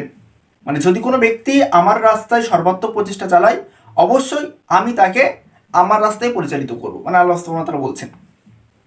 তাহলে এই সমস্ত আয়াত থেকে স্পষ্টভাবে বুঝতে পারলাম যে কোনো ব্যক্তি যদি আল্লাহর পথে সর্বাত্মক প্রচেষ্টা চালায়, অবশ্যই আল্লাহ সুবহানাহু ওয়া তাআলা সেই ব্যক্তিকে আল্লাহ সুবহানাহু ওয়া তাআলার পথে চালিত করবে। তাহলে বনী ইসরাইলের যে ঘটনাটা সেটা আমরা পেয়ে গেলাম যে ওই ব্যক্তি আল্লাহ সুবহানাহু ওয়া তাআলার রাস্তায় সর্বাত্মক প্রচেষ্টা চালাচ্ছে, সেটা আমরা হাদিস থেকে স্পষ্টভাবে দেখতে পাই। অবশ্যই সেই ব্যক্তি যেহেতু আল্লাহর রাস্তায় স্পষ্ট মানে অধিক হারে প্রচেষ্টা চালাচ্ছে, এই জন্য আল্লাহ সুবহানাহু ওয়া তাআলা সেই ব্যক্তিকে আল্লাহ সুবহানাহু ওয়া তাআলার রাস্তায় চালিত করেছেন। মানে এখানে তো কোনো প্রশ্ন থাকার কোনো কথাই না। পবিত্র কোরআনে এই সমস্ত আয়াতের আলোকে আমরা স্পষ্টভাবে বুঝতে পারলাম। এখন আমরা একটা অ্যান্টিভিনাম জবাব দেই, যেহেতু সেই ব্যক্তি মানে একটু মানে হাদিসের উপরে একটু বিদ্বেষ মনোভাব নিয়ে অভিযোগটা করেছে। আসুন দেখি আজকে আমরা দেখি পবিত্র কোরআন সূরা কাহাফ 18 নম্বর সূরা 74 নম্বর আয়াত। এখানে যে খিজির আলাইহিস সালামের যে কাহিনীটা বর্ণনা করা আছে, একটা বালককে মানে হত্যা করা হয়েছিল, মানে আপনাদের ভাষায় আসলে এখানে হত্যা শব্দটা বেমানান, মানে সেই ছেলেটাকে হত্যা করা হয়েছিল। এখন কি বলবেন? খিজির আলাইহিস সালাম জাহান্নামে যাবে? তাহলে সূরা কাহাফের 74 নম্বর আয়াতের আলোকে আমরা স্পষ্টভাবে দেখতে পাই যে খিজির আলাইহিস সালাম একজন ব্যক্তিকে মেরেছিল, বাচ্চাকে মেরেছিল, এবং মানে বালককে, একদম পুরো ছোট শিশু বাচ্চাকে মেরেছিল। তাহলে এখন যদি আপনারা যদি বলেন যে খিজির আলাইহিস সালাম জাহান্নামে যাবে, তাহলে আপনারা দেখি যে এখানে মারার পরিবর্তে কি আপনি বললেন জাহান্নামে যাবে? অবশ্যই না। তাহলে এখন কি আপনারা বলবেন যে আমরা খিজির আলাইহিস সালামের সুন্নাত অনুসরণ করে কি আপনারাও কি ছোট ছোট বাচ্চাদেরকে মারবেন? না, কেননা এই সমস্ত জিনিসগুলো একটা স্পেসিফিক ঘটনা। মানে খিজির আলাইহিস সালাম যে কাজটা করেছিল, এই কাজটা দিয়ে এখন কি বলবেন যে খিজির আলাইহিস সালাম জাহান্নামী? এমন তো বলবেন না। কেন বলবেন না? আপনাদের উপর ছেড়ে দিলাম। তবে কেন বুখারী মুসলিমের হাদিসটার উপর আপত্তি করা হয়? আগে আমাদের এই কথাটা সমাধান দেন, এই কথাটা সমাধান দেন। আমরা তো পবিত্র কোরআন থেকে আমরা উত্তর দিয়েই দিয়েছি, আমরা একটা অ্যান্টিভেনাম হিসেবে রেখে দিলাম আপনারা জবাব দেবেন। আশা করি আপনাদের বিষয়টা ক্লিয়ার হয়ে গেছে যে বুখারী মুসলিমের যে হাদিসটা নিয়ে আপত্তি করা হয় সেটা একটা হাস্যকর একটা দাবি। কেননা আল্লাহ সুবহানাহু ওয়া তাআলা বলছে যে একটা আয়াতে জবাব হয়ে যায় সূরা আনকাবুত 69 নম্বর আয়াত, যে ব্যক্তি আল্লাহ সুবহানাহু ওয়া তাআলার রাস্তায় সর্বোত্তম প্রচেষ্টা চালায় সে ব্যক্তিকে আল্লাহ সুবহানাহু ওয়া তাআলা তার রাস্তায় দাখিল করবে। তাহলে আমরা স্পষ্টভাবে দেখতে পেলাম যে এই আয়াত থেকে আমাদের দলিল হয়ে যায়। তবে একটা অ্যান্টিভিনাম দিলাম আমরা সূরা কাহাফ 18 নম্বর সূরা 74 নম্বর আয়াত। দেখি পৃথিবীর সমস্ত হাদিস মিলে এই আয়াতে জবাব দিতে পারি কি পারে না। আসসালামু আলাইকুম ওয়া রাহমাতুল্লাহি ওয়া বারাকাতুহু। আলহামদুলিল্লাহ, আজ আমরা একটা প্রশ্নের উত্তর নিয়ে উপস্থিত হয়েছি। এক হাদিস শেয়ারকারী ভাই প্রশ্ন করেছেন যে কোরআনে জিনা ও চুরি করলে শাস্তি দিতে হবে এবং বুখারী মুসলিমে জান্নাত। মানে তিনি প্রশ্নটা এমন ভাবে বোঝাতে যাচ্ছেন যে কোরআনে যদি কোনো ব্যক্তি জিনা করে বা চুরি করে তার শাস্তি দিতে হবে এবং বুখারী মুসলিমে মানে সে ব্যক্তি জান্নাতে যাবে। আসুন দেখি আজকে আমরা এই প্রশ্নটার পর্যালোচনা করি এবং উত্তর দিই। 1 নম্বর উত্তর, আমি চ্যালেঞ্জ করলাম পৃথিবীর সমস্ত হাদিস শেয়ারকারীকে হাদিস থেকে একটা রেফারেন্স দেখান যেখানে স্বাভাবিক অবস্থায় একজন ভালো মানুষ চুরি করলে অথবা জিনা করলে তার কোনো দুনিয়ায় কোনো শাস্তি দেওয়া হবে না। একটা হাদিস দেখান। চ্যালেঞ্জ করলাম পৃথিবীর সকল হাদিস অস্বীকারীকে একটা মাত্র হাদিস দেখাবেন যে হাদিসে বলা আছে যে স্বাভাবিক অবস্থায় কোনো ব্যক্তি যদি চুরি করে বা জেনা করে তাহলে সেই ব্যক্তি দুনিয়ায় কোনো শাস্তি দেওয়া হবে না। দুই নম্বর জবাব, পবিত্র কোরআন থেকে একটা মাত্র আয়াত দেখান। পবিত্র কোরআন থেকে একটা মাত্র আয়াত দেখান। যেহেতু আপনারা কোরআনিস্ট বলে পরিচয় দেন, আসুন দেখি আপনারা দেখাতে পারেন কি দেখি। একটা মাত্র আয়াত দেখান পবিত্র কোরআন থেকে যেখানে বলা আছে কোনো ব্যক্তি যদি জিনা করে অথবা চুরি করে পরকালে সেই ব্যক্তি জান্নাতে যেতে পারবে না। একটা মাত্র আয়াত দেখান। আপনাদের চ্যালেঞ্জ দিলাম কিয়ামত পর্যন্ত আপনারা দেখিয়ে দেন পবিত্র কোরআন থেকে একটা মাত্র আয়াত যে কোনো ব্যক্তি যদি চুরি করে বা জিনা করে সেই ব্যক্তি জান্নাতে যেতে পারবে না। আরে আপনারা যে প্রশ্নটা করেছেন আপনাদের প্রশ্নটা ঘুরিয়ে দিলাম। আসলে কি ভাই যে প্রশ্নটা করেছে যে জিনা বা চুরি করলে মানে শাস্তি দিতে হবে এবং বুখারী মুসলিমে বলছে যে জান্নাত। আসলে হাদিস 3 নম্বর জবাব আমাদের, হাদিস অস্বীকারীরা যখন হাদিস পড়ে তখন এমনটাই হবে যারা রাত দিনের পার্থক্য বোঝে না। আসলে হাদিস কোরআনে আয়াতে কি বলছে? ইহকালে শাস্তির কথা বলছে। ইহকালে শাস্তি মানে ইহ জগতে শাস্তির কথা বলছে। চুরি করলে হাত কেটে দাও, জেনা করার শাস্তি আছে, এই ব্যাপারগুলো। কিন্তু হাদিস কি বলছে যে পরকালে তার যে সুসংবাদের কথা বলছে। তাহলে ইহকাল এবং পরকাল দুটোতে এক জায়গায় করে মিক্সিং করে দিলে হবে না। দুটো ভিন্ন জগৎকে এক করে মেশানো এটা মূর্খামি ছাড়া আর কিছুই নয়। আমাদের জগৎ নম্বর 4, ওই ভাই মূলত যে জায়গা থেকে প্রশ্নটা তুলতে চেয়েছিল হাদিসটা এমন ছিল যে কোনো ব্যক্তি যদি লা ইলাহা ইল্লাল্লাহ পড়ে সে ব্যক্তি যদি চুরি করে বা ব্যভিচার করে অবশ্যই সেই ব্যক্তি জান্নাতে যাবে। মানে এই হাদিস থেকে ওই ভাইয়ের মূল অভিযোগটা। আসলে হাদিস অস্বীকারীরা যখন হাদিস বুঝবে তখন এমনই হবে। প্রথমত হলো ওই হাদিসে কি বলা আছে, যদি কোনো ব্যক্তি চুরি করে বা ব্যভিচার করে ওই ব্যক্তি মরার সাথে সাথে জান্নাতে যাবে বা ওই ব্যক্তি জান্নাত সঙ্গে সঙ্গেই যাবে না, এমনটা তো বলা নেই। ওই হাদিসে কখনোই বলা নেই বা কখনো দেখাতেও পারবেন না যে হাদিসে বলা আছে যে ওই ব্যক্তি সঙ্গে সঙ্গে জান্নাতে যাবে। এমন কোনো কথাই বলা নেই হাদিসে। আর যে কথাটা হাদিসের উপর বলা নেই সেই কথাটা হাদিসের উপর চাপিয়ে দেওয়া ক্লেম ছাড়া আর কিছুই নয়। আর দ্বিতীয়ত যে ব্যাপারটা হাদিসে বলা আছে সেই ব্যক্তি জান্নাতে যাবে, মানে সে ব্যক্তি কখন জান্নাতে যাবে? অবশ্যই ওই ব্যক্তি নির্দিষ্ট অপরাধের জন্য অপরাধের পরিপূর্ণ শাস্তি পাওয়ার পরে অবশ্যই সেই ব্যক্তি জান্নাতে যাবে। এখন আমরা আসি তাদের কিছু একটা অ্যান্টিভিনাম জবাব দেই। জবাব নম্বর 5, অ্যান্টিভিনাম জবাব। হাদিস অস্বীকারী ভাইরা সবসময় রহ বলে বেড়ায় যে বারবার বলে সূরা বাকারা 2 নম্বর সূরার 62 নম্বর আয়াত, সূরা মাইদা 5 নম্বর সূরার 69 নম্বর আয়াত, এখানে বলা আছে যে যদি কোনো ব্যক্তি ঈমান আনে এবং সৎকর্ম করে তাহলে সে ব্যক্তি জান্নাতে যাবে। তো যে ব্যক্তি ঈমান এনেছে মানে ঈমান এনেছে এবং সৎকর্ম করেছে এবং সৎকর্মের কিছু তালিকা সূরা বাকারা 2 নম্বর সূরা 177 নম্বর আয়াতে দেওয়া আছে। এখন সূরা বাকারা 177 নম্বর আয়াতে যে তালিকাগুলো দেওয়া আছে তার ভিতরে জিনা এবং চুরি নেই। তাহলে আমরা কি এটা বলতে পারি না ওই যে সূরা বাকারার যে তালিকাগুলো অনুযায়ী যে ওই ব্যক্তি সৎকর্ম করে তাহলে আর সে ব্যক্তি যদি ঈমান আনে তাহলে অবশ্যই সে ব্যক্তি জান্নাতে যাবে। যদি ব্যক্তি চুরি করে বা ব্যভিচার করে এই ব্যক্তি জান্নাতে যাবে না বা জাহান্নামে যাবে। এর একটা মাত্র কোরআন আয়াত থেকে আমাদেরকে দেখান। এটা আপনাদেরকে টিট ফর ট্যাট অ্যান্টিভেনাম দিয়ে দিলাম। তাহলে আপনারা এটা দেখাবেন পবিত্র কোরআনে বলা আছে যে কোনো ব্যক্তি চুরি করলে বা ব্যভিচার করলে সে ব্যক্তি জান্নাতে যাবে না। একটা মাত্র আয়াত। আপনাদেরকে কিয়ামত পর্যন্ত সময় দিলাম। আজ এই পর্যন্ত, দেখা হবে পরে কোনো ভিডিও। আসসালামু আলাইকুম ওয়া রাহমাতুল্লাহি ওয়া বারাকাতুহু। আকুল যাল হক ওয়া সাইকাল বাতিল ইন্নাল বাতিলা কানা যাউকা। আজ আমরা হাদিস অস্বীকারী ভাইদের একটা গুরুত্বপূর্ণ প্রশ্নের উত্তর নিয়ে উপস্থিত হয়েছি। এক হাদিস অস্বীকারী ভাই প্রশ্ন করেছিল যে সূরা লুকমানের 6 নম্বর আয়াত দিয়ে 31 নম্বর সূরা লুকমান আয়াত নম্বর 6 দিয়ে যে বলতে চাচ্ছিল যে হাদিস শাস্ত্রগুলো সবগুলোই লাহওয়াল। মানে তার দাবিটা হলো যে কোরআন বাদে বাদ বাকি পৃথিবীতে যত কথা আছে সবগুলোই লাহওয়াল কথা। মানে এই জন্য তিনি বারবারই হাদিসগুলোকে লাহওয়াল হাদিস, এই হাদিসগুলো লাহওয়াল, মানে তার মতে হাদিস দুটো, মানে কথা দুই প্রকার। একটা হচ্ছে আহসানা হাদিস মানে যেটা আল্লাহর পক্ষ থেকে কোরআন হিসেবে নাজিল হয়েছে এটা, আর দুটো লাহওয়াল বাদ বাকি পৃথিবীর সমস্ত কথাই লাহওয়াল। আসলে দেখি এই ভাইরা আমরা প্রশ্নের জবাব দেই। সর্বপ্রথম 1 নম্বর জবাব, মানে যদি পৃথিবীতে কোরআন বাদে সমস্ত কথাই লাহওয়াল হয় তাহলে ওই ভাই যে প্রশ্নটা করেছে এই কথাই তো লাহওয়াল। তাহলে এই যে লাহওয়াল কথা দিয়ে একটা অসার কথা দিয়ে প্রশ্ন করেছেন আপনি, তাহলে আপনার প্রশ্নটাই তো প্রথমত ইনভ্যালিড প্রশ্ন। মানে আপনি কথাটা বলছেন লাহওয়াল কথা, মানে আপনার কথাটাই তো লাহওয়াল কথা, আপনি প্রশ্ন করছেন লাহওয়াল। তাহলে আপনার প্রশ্নটা আমি কিভাবে নেই? আপনার তো প্রশ্নটা নেবার কোনো যুক্তি আসে না, কারণ আপনি প্রশ্নটাই করেছেন আনভ্যালিড কোশ্চেন, সেটা লাহওয়াল কথা। আপনার যুক্তি অনুযায়ী এক কথায় আমাদের উত্তর শেষ হয়ে যায়। আসুন দেখি তবে পিকচার আমি বাকিয়ে 2 নম্বর জবাব। আমরা যদি পবিত্র কোরআন সূরা লুকমান 31 নম্বর সূরা 6 নম্বর আয়াত পড়ি, এখানে বলছে যে কিছু লোক মানুষকে বিভ্রান্ত করার উদ্দেশ্যে লাহওয়াল কথা, মানে বিভ্রান্ত করার উদ্দেশ্যে অনর্থক কথা খরিদ করে, মানে লাহওয়াল কথা খরিদ করে। আমরা স্পষ্টভাবে দেখতে পাই যে হাদিসের উপর আমল করে অসংখ্য মানুষ ইসলামের ছায়াতলে এসছে এবং অসংখ্য মানুষ ইসলামের প্রতি আমল করে চলেছে এবং অসংখ্য মানুষ ইসলামের প্রতি আকৃষ্ট হয়েছে। এই জন্য হাদিসগুলোকে লাহওয়াল বলা বা অনর্থক বলা এটা কোনো সাধারণ বিবেকবান কোনো মানুষের কাজ নয়। 3 নম্বর জবাব, আমরা পবিত্র কোরআন থেকে দেখতে পাই যে শুধুমাত্র ওহী কোরআনের ভিতরে সীমাবদ্ধ না। ওই ভাই যে বলতে চাচ্ছে যে কোরআনটাই একমাত্র আহসান আল হাদিস আর বাদ বাকি সব লাহওয়াল, এখন কোরআনের বাইরে যে সমস্ত ওহীগুলো আছে সেই সমস্ত ওহীগুলো কি লাহওয়াল কথা? না। মানে আপনি যদি বলেন যে কোরআনের বাইরে যে সমস্ত ওহীগুলো আছে সেইগুলো কি লাহওয়াল, আপনার কাছে ছেড়ে দিলাম ভাই, প্রশ্ন করলাম, উত্তর দেবেন আশা করি। কারণ কোরআনের বাইরে তো, কোরআনের ভিতরে তো ওহী সীমাবদ্ধ না, কোরআনের বাইরে অসংখ্য ওহী আছে, আমরা কোরআনের আয়াত থেকে স্পষ্টভাবে দেখতে পাই। যদি আপনি যদি বলছেন শুধুমাত্র কোরআনই হলো আহসানাল আর বাদ বাকি সব লাহওয়াল, তাহলে আপনাকে স্বীকার করতে হবে যে ওহীগুলো লাহওয়াল হয়, এটাও আপনাকে স্বীকার করতে হবে। 4 নম্বর জবাব, আমরা পবিত্র কোরআন সূরা নিসার 59 নম্বর আয়াত থেকে দেখতে পাই যে আল্লাহ সুবহানাহু ওয়া তাআলা বলছে যে তোমরা রাসূলের এবং উলুল আমরদের অনুগত্য করো।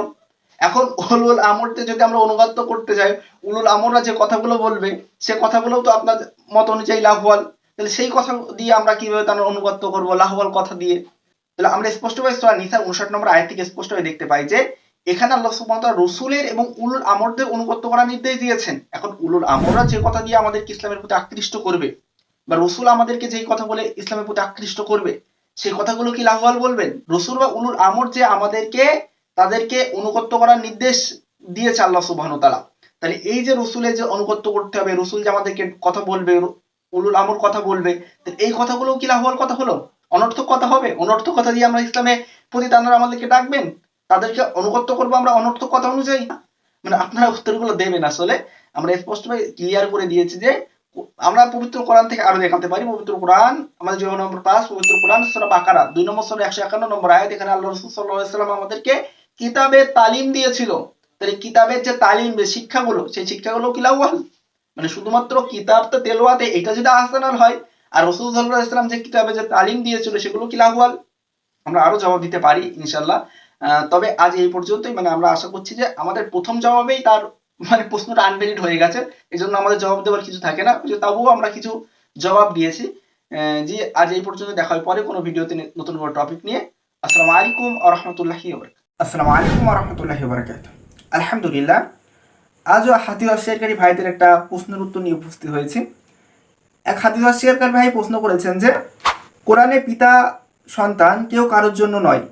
মানে তিনি বলতে চাচ্ছেন যে কোরআনে পিতা সন্তান কেউ কারোর জন্য নয়, কিন্তু হাদিসে বলা আছে যে মেয়ে সন্তান প্রতিপালন করলে জান্নাত, বা মানে পিতা মারা গেলে সন্তান যদি ভালো দোয়া করে বা ভালো কর্ম করে তাহলে পিতামাতার কাছে ভালো কিছু যাবে, বা সন্তান যদি খারাপ কিছু করে তাহলে পিতামাতার আমল নামায় খারাপ গুনাহ লেখা হবে।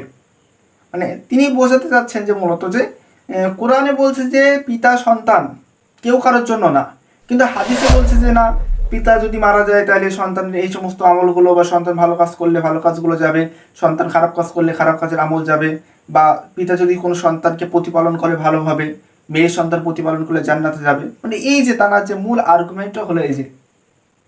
আসল দেখে আজকে আমরা পবিত্র কোরআন থেকে দেখবো যে আসলে এই ভাই দাবিটা কতটুকু যৌক্তিক। আসুন দেখি আমরা এখন পড়ি পবিত্র কোরআন সূরা আনফাল 8 নম্বর সূরার 28 নম্বর। এখানে আল্লাহ সুবহানাহু ওয়া তাআলা বলছেন যে জেনে রাখো তোমাদের সম্পদ এবং তোমাদের সন্তান সন্ততি তোমাদের জন্য পরীক্ষা, আর মহা পুরস্কার রয়েছে আল্লাহর কাছে। এখানে যে আরবি যে লসটা আছে সেটা হচ্ছে কি আওলাদুকুম ফিতনা, মানে তোমাদের সম্পদ এবং সন্তান সন্ততি তোমার জন্য ফিতনা। মানে আল্লাহ সুবহানাহু ওয়া তাআলা স্পষ্টভাবে বললো যে সন্তান সন্ততি, ফিতনা শব্দের অর্থটা আপনারা যদি দেখেন আল মাউজুমাল ওয়াফি ডিকশনারি থেকে স্পষ্ট বলা আছে যে ফিতনা শব্দের অর্থ হলো পরীক্ষা। তাহলে আমরা স্পষ্টভাবে দেখতে পেলাম যে ফিতনা শব্দের অর্থ পরীক্ষা, এবং সন্তান সন্ততি আমাদের জন্য মানে পিতামাতার জন্য পরীক্ষা স্বরূপ। তাহলে সন্তান সন্ততি যদি পিতামাতার জন্য পরীক্ষা স্বরূপ হয়, তাহলে সন্তান যদি ভাই ভালো কাজ করে তাহলে ভালো কাজের আমলনামা পিতামাতার কাছে যাবে না কেন? সন্তান যদি বদ হয়, খারাপ কাজ করে, তাহলে খারাপ কাজের আমলনামা পিতামাতার কাছে যাবে না কেন? এটা কোরআনে আয়াতে স্পষ্টভাবে প্রমাণিত। আপনারা কেমন কোরআন স্টাডি করেন তা কি জানি, মানে স্পষ্ট আয়াত বলছে সন্তান সন্ততি তোমাদের জন্য পরীক্ষা। মানে এখনো কি বলবেন যে আমাদের ওই দাবির মানে আপনাদের যে মানে যে বিভ্রান্তিমূলক যে দাবিটা ছিল সেই দাবির উপরে এখনো অটল থাকবেন? এখনো ওই দাবি বলবেন যে না এই কথাগুলো কোরআনে বলা আছে এবং হাদিসে ভিন্ন কথা বলা আছে? আসলে ভাই না, হাদিসে যে ব্যাপারটা বলা আছে সেটা সন্তান সন্ততি তোমাদের জন্য ফিতনা, মানে পরীক্ষা। এখানে যে ব্যাপারটা যে লফজ আছে, ফিতনা শব্দের স্পষ্ট লফজ আমরা আল মাফজুমুল ওয়াফি এই ডিকশনারি থেকে দেখতে পেলাম যে ফিতনা শব্দের অর্থ হলো পরীক্ষা। এই জন্য হাদিসের সঙ্গে এখানে কোরআনে কোনো কন্ট্রাডিক্ট নেই, এবং কোরআনের সঙ্গে হাদিসের যে কন্ট্রাডিক্ট নেই সেটা আমরা স্পষ্টভাবে দেখতে পেলাম। এজন্য কেউ যদি বলে যে কোরআনের সঙ্গে হাদিসের কন্ট্রাডিক্ট আছে এই জায়গাটায়, আসলে বা এখানে হাদিসের সঙ্গে কোরআনের কন্ট্রাডিক্ট নেই। আপনার কোরআনের গবেষণায় কমতি আছে, এবং আমরা স্পষ্টভাবে দেখিয়ে দিলাম যে পবিত্র কোরআন সূরা আনফাল 8 নম্বর সূরা 28 নম্বর আয়াত স্পষ্ট বলা আছে যে সন্তান সন্ততি পিতামাতার জন্য পরীক্ষা স্বরূপ। এখন পরীক্ষা শব্দের বিভিন্ন অর্থ করা যায়, মানে পরীক্ষা কেমনভাবে হবে আল্লাহ সুবহানাহু ওয়া তাআলা ভালো জানে। আমরা তো স্পষ্টভাবে বলি ওহী শুধুমাত্র কোরআনের ভিতরে সীমাবদ্ধ না, রাসূল সাল্লাল্লাহু আলাইহি সাল্লামের ব্যাখ্যা দিয়েছেন এই ওহীটার, এবং রাসূল সাল্লাল্লাহু আলাইহি সাল্লামের ব্যাখ্যা কথাটা অথেন্টিক আল্লাহ সুবহানাহু ওয়া তাআলা দিয়েছেন, যে সূরা নাহাল 16 নম্বর সূরা 44 নম্বর আয়াত থেকে, এবং রাসূল সাল্লাল্লাহু আলাইহি সাল্লাম সেভাবে ব্যাখ্যা করে দিয়েছেন। আর রাসূল সাল্লাল্লাহু আলাইহি সাল্লাম ব্যাখ্যাও তো ওহী। এই জন্য আল্লাহ সুবহানাহু ওয়া তাআলা স্পষ্টভাবে আমরা হাদিসে যেগুলো পাই যে মানুষ মারা গেলে সন্তান সন্ততির জন্য যে দোয়াগুলো করা হবে, পিতামাতার কাছে যাবে, সদকায়ে জারিয়ামূলক যে দানগুলো করবে সন্তান সন্ততি, সেগুলো তার পিতামাতার কবরে যাবে। সন্তান সন্ততি খারাপ হলে তার জন্য পিতামাতার কাছে সে একটা খারাপ মানে গুনাহ যাবে। আমরা স্পষ্টভাবে এই সমস্ত হাদিসগুলো কখনোই কোরআনের বিরুদ্ধে নয়, এই সমস্ত হাদিসগুলো হলো কোরআনের ব্যাখ্যা, স্পষ্ট আমরা দেখিয়ে দিচ্ছি। আসুন দেখি আপনারা আপনাদের কাছে আসেন, আমরা স্পষ্টভাবে দেখিয়ে দিচ্ছি আপনাদেরকে, আপনারা কোরআন স্টাডি করেন। আর আপনারা যে বলেন যে কোরআনের সঙ্গে হাদিসের বৈপরীত্য, আসলে ভাই কোরআনের সঙ্গে হাদিসের বৈপরীত্য না, আপনাদের বোঝার কমতি এবং আপনাদের গবেষণার বৈপরীত্য। আমরা স্পষ্টভাবে দেখিয়ে দিয়েছি যে এখানে হাদিসের সঙ্গে কোরআনের কোনো বৈপরীত্য বা কন্ট্রাডিক্ট নেই। আসসালামু আলাইকুম ওয়া রাহমাতুল্লাহি ওয়া বারাকাতুহু। আলহামদুলিল্লাহ, আমরা আজ হাদিস শেরকারী ভাইদের একটা প্রশ্ন নিয়ে উপস্থিত হয়েছে। প্রশ্নটা হলো যে তিনি প্রশ্ন করেছেন এমনটা, কোরআনে লা ইলাহা ইল্লাল্লাহতে অহংকার এবং বুখারী মুসলিমে জান্নাত। মানে তিনি বলতে চাচ্ছেন যে কোরআনের সঙ্গে হাদিসের একটা কন্ট্রাডিক্ট মানে বার করতে চেয়েছেন, যে কোরআনে বলছে যে লা ইলাহা ইল্লাল্লাহ এটাই কি অহংকার, এবং বুখারী মুসলিমে জান্নাত। আসুন দেখি আজকে আমরা ওনার দাবিটাই প্রথমে যে কোশ্চেনটা আনভ্যালিড আমরা দেখি। আপনারা যদি দেখেন পবিত্র কোরআন সূরা সাফফাত, উনি যে রেফারেন্সটা তুলেছে সূরা সাফফাত 37 নম্বর সূরার 35 নম্বর আয়াত, এই আয়াতে মানে উনি যে বলতে আছে যে লা ইলাহা ইল্লাল্লাহতে অহংকার। আসুন দেখি ওনার প্রশ্নটা আনভ্যালিড আমরা দেখিয়ে দিচ্ছি একটা পয়েন্টে। সূরা সাফফাতের আগের এবং পরের আয়াত, ওই দুটো আয়াতে যদি পড়েন আপনারা স্পষ্টই দেখতে পারবেন, যারা কলেমা পড়েনি, যারা লা ইলাহা ইল্লাল্লাহ পড়েনি তারাই অহংকার করেছিল। যারা লা ইলাহা ইল্লাল্লাহ পড়েনি তারাই অহংকার করেছিল। তাহলে উনি যে বলতে যাচ্ছে যে লা ইলাহা ইল্লাল্লাহ হতে অহংকার, এটা আনভ্যালিড কোশ্চেন, কারণ লা ইলাহা ইল্লাল্লাহ ভাই তারা পড়েনি, তারা অহংকার করেছিল। মানে আপনার কোশ্চেনটা আনভ্যালিড। এখন থেকে আমরা কিছু জবাব দেবো। তবুও উনি যে বলতে চাচ্ছে যে বুখারী মুসলিমে লা ইলাহা ইল্লাল্লাহ এতেই জান্নাত। আসুন দেখি উনি যে হাদিসটা কোট করেছেন সেই হাদিসটা আমরা একটু দেখি। উনি যে হাদিসটা কোট করতে চেয়েছেন সেটা হলো সহিহ বুখারী 44 নম্বর হাদিস। মানে এই হাদিস দিয়ে বলতে চাচ্ছেন যে যে ব্যক্তি লা ইলাহা ইল্লাল্লাহ পড়বে সেই ব্যক্তি জান্নাতে যাবে। আসুন দেখি আমরা হাদিসটা একটু দেখি। তাহলে আমরা যদি দেখি পবিত্র সহিহ বুখারী 44 নম্বর হাদিস, এই হাদিসে বলা আছে যে কোনো ব্যক্তির যদি লা ইলাহা ইল্লাল্লাহ পড়ে এবং তার যদি জব পরিমাণ, গম পরিমাণ এবং অনুপরিমাণ ঈমান থাকে, তাহলে সেই ব্যক্তিকে জাহান্নাম থেকে বের করে জান্নাতে দেওয়া হবে। মানে একটা কন্ডিশনটা দেখেন, যদি কোনো ব্যক্তি লা ইলাহা ইল্লাল্লাহ পড়ে, তার যদি জব, গম এবং মানে ধরে নেন আমরা অনুপরিমাণ ঈমান থাকে, তাহলে সেই ব্যক্তি জাহান্নাম থেকে বের করে জান্নাতে যাবে। মানে ওই ব্যক্তি যে সমস্ত খারাপ কাজগুলো করেছিল সেই খারাপ কাজের জন্য জাহান্নামে শাস্তি ভোগ করার পরে তাকে জান্নাতে দেওয়া হবে। এটাই হাদিসটার মূল অর্থ। এখন দেখি, আসুন দেখি আমরা পবিত্র কোরআনে এমন ধরনের কি বক্তব্য পাওয়া যায়, কি পাওয়া যায় না। আসুন দেখি আমরা কিছু জবাব দেই। পবিত্র কোরআন সূরা আল ইমরান 3 নম্বর সূরার 15 নম্বর আয়াত, এখানে আল্লাহ সুবহানাহু ওয়া তাআলা বলছেন যে যারা তাকওয়া অবলম্বন করেছে তাদের জন্য রয়েছে জান্নাত। যারা তাকওয়া অবলম্বন করেছে, এটা অবশ্যই ঈমানের কাজ, যারা তাকওয়া অবলম্বন করেছে। এখন কি বলবেন এখানে কি সৎকর্মটাই নিয়ে আসবেন? আপনি এখন কি কন্ট্রাডিক্ট করবেন যে সূরা বাকারায় বলছে 62 নম্বর আয়াতে বলছে যে যারা ঈমান আনবে, সৎকর্ম করবে তারা যাবে জান্নাতে। আবার বলবেন যে সূরা আল ইমরানে বলছে যারা তাকওয়া অবলম্বন করবে তারা যাবে জান্নাতে। মানে এখানে কি বলবেন যে বাকারার সঙ্গে আল ইমরানে কন্ট্রাডিক্ট, এমন কি বলবেন? আপনারা বলতে পারেন, মানে আপনারা তো না আসলে এই জন্য এসছেন যে কোরআনের সঙ্গে কোরআনের বৈপরীত্য তুলে ধরার জন্য, না আপনার হাদিসের সঙ্গে কোরআনের বৈপরীত্যটা এটা মানে মানুষকে বিভ্রান্ত করার জন্য। আসল উদ্দেশ্য আপনাদের যে কোরআন থেকে মানুষকে দূরে সরানো, ইসলাম থেকে মানুষকে দূরে সরানো, যেটা আমরা বারবারই দেখাচ্ছি। আমরা ইতিপূর্বে 66টার অধিক ভিডিও করেছি এবং সেখানে দেখিয়ে দিয়েছি যে আপনারা কোরআনের সঙ্গে কেমনভাবে খেয়ানত করেছেন। আজকেও দেখাচ্ছি, আপনি যেটা বললেন বুখারী মুসলিমে লা ইলাহা ইল্লাল্লাহ জান্নাত, তাহলে এখন এখানে কি বলবেন? আল ইমরানের সঙ্গে সূরা বাকারার সঙ্গে সূরা আল ইমরানের কন্ট্রাডিক্ট বলবেন? আসুন দেখি সূরা আল ইমরান আরেকটা আয়াত দেখি আমরা। সূরা আল ইমরান 3 নম্বর সূরার 198 নম্বর আয়াত। এখানে বলছে যে যারা আল্লাহর ভয় করে তাদের জন্য রয়েছে জান্নাত। এখন কি বলবেন? সূরা আল ইমরানের 15 নম্বর আয়াতের সঙ্গে সূরা আল ইমরানের 198 নম্বর আয়াত কন্ট্রাডিক্ট এমন বলবেন? কি আজীব অবস্থা। প্রথমত হলো হাদিসের বৈপরীত্য বার করতে গিয়ে কোরআনের সঙ্গে কোরআনের বৈপরীত্য তৈরি করে দিচ্ছে। তাহলে স্পষ্টভাবে আমরা দেখতে পেয়েছি যে ভাই যে অভিযোগটা করেছিল যে বুখারী মুসলিমে লা ইলাহা ইল্লাল্লাহ জান্নাত আর কোরআনে লা ইলাহা ইল্লাল্লাহ অহংকার। আসলে ভাই লা ইলাহা ইল্লাল্লাহ অহংকার তারা করেছিল যারা লা ইলাহা ইল্লাল্লাহ পড়েননি। আপনি তো লা ইলাহা ইল্লাল্লাহ পড়েননি, এই জন্য আপনি অহংকার করছেন। আপনি যদি লা ইলাহা ইল্লাল্লাহ পড়তেন তাহলে আর অহংকার করতেন না। 2 নম্বর জবাব হলো আমাদের যে ওনার শেষ অংশটা ছিল যে বুখারী মুসলিমে লা ইলাহা ইল্লাল্লাহ জান্নাত। আসলে ভাই বুখারী মুসলিমে লা ইলাহা ইল্লাল্লাহ ওই হাদিসে জান্নাতের কথা বলা হয়নি। ওই হাদিসে লা ইলাহা ইল্লাল্লাহর পড়ার পরে তার যদি ঈমান থাকে, অনুপরিমাণ ঈমান থাকে, সেই ব্যক্তি জান্নাতে যাবে। স্পষ্টভাবে হাদিসের যে বক্তব্য, যেই ধরনের বক্তব্য আছে কোরআনে ঠিক একই ধরনের বক্তব্য আছে। আজ আপনি হাদিসের সঙ্গে কোরআনে কন্ট্রাডিক্ট করছেন, কালকে বলবেন যে সূরা বাকারার সঙ্গে সূরা আল ইমরানে কন্ট্রাডিক্ট, কদিন পরে বলবেন সূরা আল ইমরানের 15 নম্বর আয়াতের সঙ্গে সূরা আল ইমরানের 198 নম্বর আয়াত কন্ট্রাডিক্ট। এগুলো আপনারা বলে বসে থাকবেন। আজকে না বলবেন 10 বছর পরে বলবেন, না 2 বছর পরে বলবেন, যেহেতু আপনারা প্রত্যেকেই ইসলাম বিরোধী এজেন্ডা এবং ইসলাম বিরোধী ষড়যন্ত্রে কাজে লাগছেন। আমরা এখানে স্পষ্ট করে দিয়েছি যে কোরআনের সঙ্গে হাদিসের এখানে কোনো কন্ট্রাডিক্ট নেই, এবং আমরা স্পষ্ট করে দিয়েছি কোরআনের সঙ্গে হাদিসের দারুণ ব্যাখ্যা রয়েছে, সুন্দর ব্যাখ্যা আছে। এই জন্য কোরআনের সঙ্গে হাদিসের কন্ট্রাডিক্ট বের করা মূর্খামি ছাড়া আর কিছুই নয়। আসসালামু আলাইকুম ওয়া রাহমাতুল্লাহি ওয়া বারাকাতুহু। অকুল জালাহাক ওয়া যাকাল বাতিলিন বিল বাতিল কানা যুক। আপনারা দেখছেন রিলিজিয়াস মাইন্ডসেট, সজল হোসেনের নিজস্ব লেখা বই। এই বইয়ের আমরা আজকে পড়বো 166 পৃষ্ঠা। আসলে কি সজল হোসেন কি লিখেছে আমরা পড়ি। সর্বপ্রথম আমি মাশহুর বা সহিহ 1050 হাদিস কপি পেস্ট করে নাম দিয়ে দিলাম মুস্তাদে ইমাম সজল হোসেন, নিউ ইয়র্ক। বাবা, খুব শখ। আসুন দেখি। আর ভূমিকায় লিখে দিলাম যে আমি আওলাদে রসুল বা সাহাবীদের বংশধরদের কাছ থেকে বহু কষ্টে,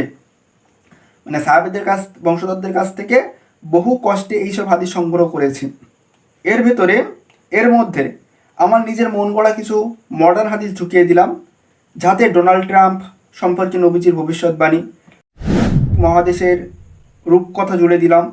ভালো মার্কেটিংয়ের কল্যাণে একসময় বড় বড় শাইখুল হাদিসরা সহিহ সজল হোসেন শরীফের উদ্ধৃতি দিয়ে হাদিস বর্ণনা করবে।